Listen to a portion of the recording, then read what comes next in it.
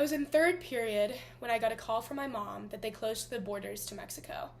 No senior spring break in Cabo, and I was devastated. I was so close to getting the dream vacation with our senior class, celebrating the 14 years of mandatory classroom attendance and 7 a.m. wake-up calls. So devastated, my mom took my friend and I out for lunch that day. Mom, can we just go anyway? No way they would actually close the borders on us. It's spring break. Looking back, 3 years later, I can't help but laugh at myself for first taking advantage of the privilege that I had at the time and the ignorance I had for what was to come. A few days later was my last day of high school. Well, I didn't know it at the time, but inevitably it was.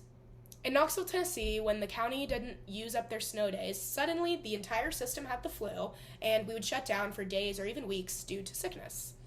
So when COVID-19 first came around, we had no idea it wouldn't be a run-of-the-mill few days, even weeks of unused snow days. We rescheduled our trip from Cabo to Fort Lauderdale, Florida, and packed our bags and headed for what we thought would be our best spring break yet. It was day 1 in Fort Lauderdale. All was well, the hotel was packed, the beach was packed, restaurants were open, and our only care that day was where we would be headed for the night. Day 2 came around. Things started to get scary very quickly. First, it was the beach. How could they shut down the beach? The virus can't survive in this weather, right?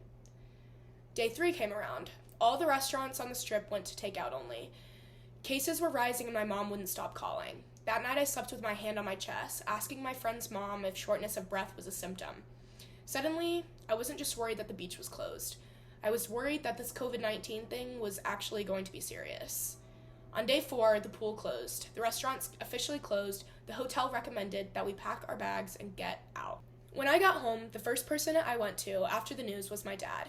My dad is a physician, and in my head, if this was a pandemic, he is one of the only people in my close group that could give me the answers about what was going on.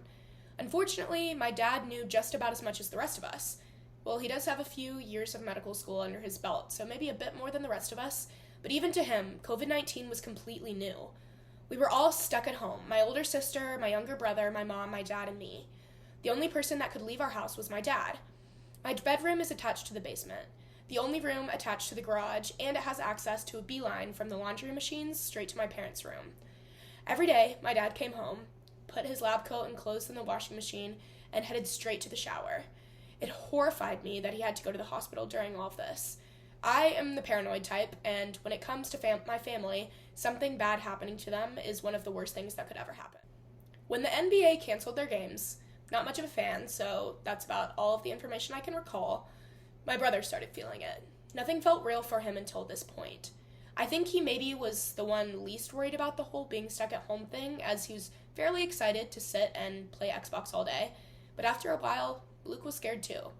It was all still very new, and for all we knew, the virus would never survive past summer. After all, we thought it wouldn't be able to survive in the heat. Days went by, then weeks, then it became months. I started to realize that my senior year was over, and while missing spring break seemed petty at this point, it wasn't just spring break.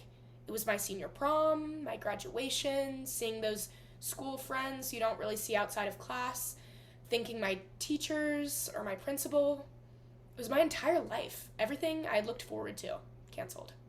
Throughout quarantine, I started painting again. I've always loved painting. It helps me think, and it's something I'm good enough at that turns frustration into some type of satisfaction.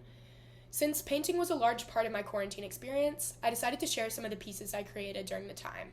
Like I said, painting is a large way that I express myself, so in a way, the series outlines how I was feeling during the entire thing. Here is the first I did. It's acrylic on paper. Although I wasn't thinking about COVID-19 while painting this, I think maybe subconsciously I actually was. Lungs in space, suffocated by nature, but in a way, still beautiful. Still hopeful, maybe bleeding, dying on the inside, but on the outside, there's still light shining. I had a friend named Janie Holochek in high school. She was one of my better friends, one of the ones I missed during the days I spent in my room alone. Her father was one of the first cases I remember. Before Mr. Holochek, I didn't know anyone personally that had COVID-19. His case was bad. He would be up all night coughing and eventually was sent to the hospital. Though there were other pivotal moments that made COVID-19 serious in my life, this is when I started getting actually horrified. Horrified that the virus could affect my friends, my family, my friends' families, my community, and now it felt like I was drowning. Then we started watching the death tolls. It became more than just case numbers rising. Death became a skyrocketing number to check every morning. Rather than waking up to see what assignment I had due that day or the reading I prayed I hadn't missed, I was praying that the deaths would just stop coming. It was strange, though. It seemed as though death was some casual statistic. I believe it was because no one wanted to think about it as if it wasn't. This is another piece I did during quarantine. I'm not positively sure it was the second I did, but I felt it depicted the feelings that I remember. It's acrylic on cardboard. Death seemed like it was constantly at our doorstep. My parents and most of my friends' parents took lockdown very seriously. No one left the house. No one could see each other, and honestly, we were all afraid to. Knoxville isn't a huge city, but it was big enough to get worried about how close your neighbors are. I hadn't left the house for weeks at this point. There was a pile of groceries in my garage that my mom stocked up on just in case we'd be stuck for a while.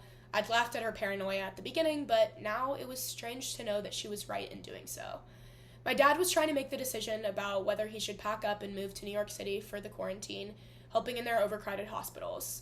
New York City at this point was in a disarray, and he couldn't decide where his help was most needed. My mom called a family meeting and asked what we all thought we should do. But in the end, he decided to stay because at the rate things were looking at, our hospitals needed his help too, and so did we. We still had no idea how long this thing would last. Everyone was betting on the end of summer and things would go back to normal. I am an extremely extroverted person, so quarantine was very difficult for me. I wanted nothing more for my life to change back so that I could go see more faces than just my immediate family. I had to look forward to something, so I started heavily planning for college.